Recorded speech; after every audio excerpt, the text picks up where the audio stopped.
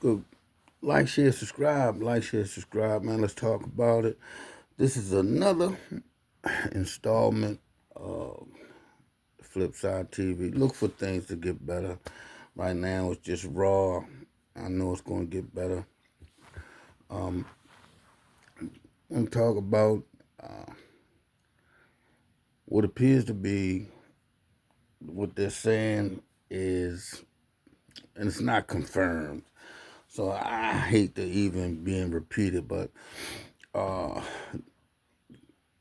a rapper from Jacksonville, Duval, Lil Papa, just 25 years old, man. Got kids younger than that, man. It's crazy. Daughter's a big fan of the guy. I listen to his songs because of her, and even though I'm from a different era of rap, I took a liking to a few songs. I even put them in my playlist. Um, Sort of what I call a pain rap. Dez, Derez Deshawn, Rod Wave. He sort of, to me, fell in that. He was the songs wasn't about that. It's crazy because most of the people from his region were talking drill rap, killing and shooting and that, and he took a different run. I remember listening to a song with him, and I was like, he talking about. I think he was talking about a girl, and I was like, man. Then the next song was, and I was like, I told my daughter, this dude all he talk about is pain, So there was a cryptic message where he said, I know you're going to be proud of me. Woke up this morning, read a Bible verse, had some breakfast, talked to God, and He gave me the answer. So one more mixtape, EP, album, whatever, and then it's over. I'm going to find my peace. And shortly after that, he was found unresponsive. Um, so you don't want to you don't want to you don't want to you don't want to add false narratives to a story.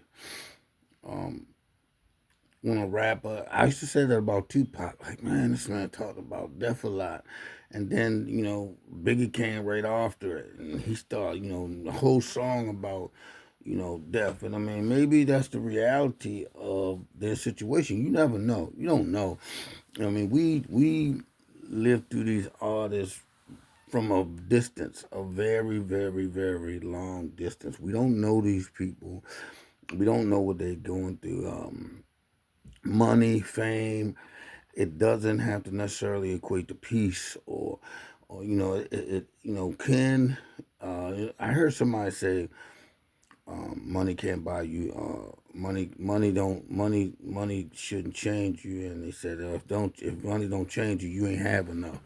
So if I got enough money, my car gonna change, my house gonna change, my clothes gonna change, my neighborhood gonna change. Maybe what I eat gonna change. But you as a core person, you shouldn't change. And if your core is dysfunctional, or that's gonna stay the same. I don't know much about the guy. I I I I hear him a lot. Like, my daughter goes to the concerts. I hear his music a lot in the house, in the car.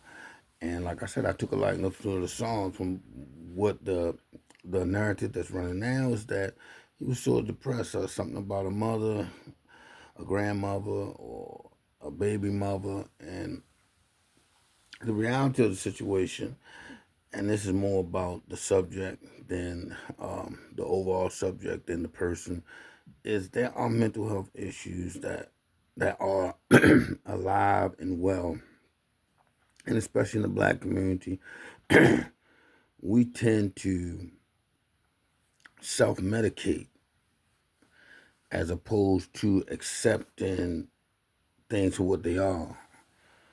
We need therapy. We need therapists. We need psychologists. We need psychiatrists. We need these things. Growing up in a household where there's definite dysfunction, drug use, abuse, these things take a toll on the the child that's having to form his core self, his being. He has to form himself. So these things is real. But in the black community, I remember I'm telling a close friend of mine, uh, man, a relative actually, that maybe I'm thinking about going to see a therapist because man, the thoughts in my head is crazy. And their response to me was they would never do it. I had a situation with in a marriage where I was going. It was, man, I was struggling mentally every day, struggling. And I said, going to see a therapist. And I asked her, well, how about let's go see a therapist? Well, I'll go, but I'm not gonna be transparent. And that's the thing. You gotta be transparent, man. And artists, maybe the only people they can be transparent with is their fans. Maybe the only way that I can be transparent is putting this on a song. This is my true feeling. You never know. I don't know his catalog, but I just know a few songs. I couldn't tell you the name of them.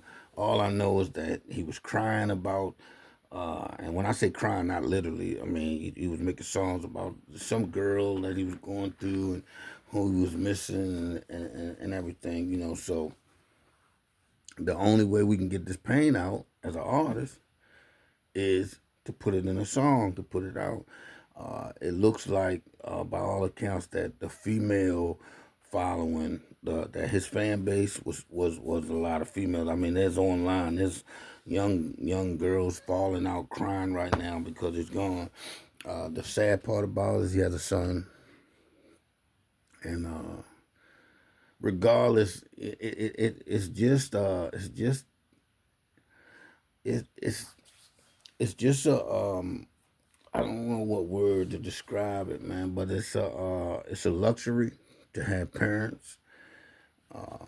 My age, I don't have parents or grandparents, but when you're 25, more than likely you have parents and grandparents that you can fall back on. So the son still has one parent. He probably has grandparents, and he probably has great grandparents to fall back on. But what he's missing is his dad. We don't know. There's no confirmation on cause of death right now. They're leaning to it being self inflicted, but we don't know now. But what I really want to point out, that if you get to the point that you want to do self harm or self medicate, if you could take one moment to stop, say a prayer, take 10 deep breaths and let them out, and then just think about it, because once it's over on this plane. I'm sure his music will last forever. There are people who are going to perpetuate his music forever. He'll live forever through his son, through his son's mother, through the family line. He'll live forever, but him per se is gone. So at the end of the day, man, rest in peace to Lil Papa.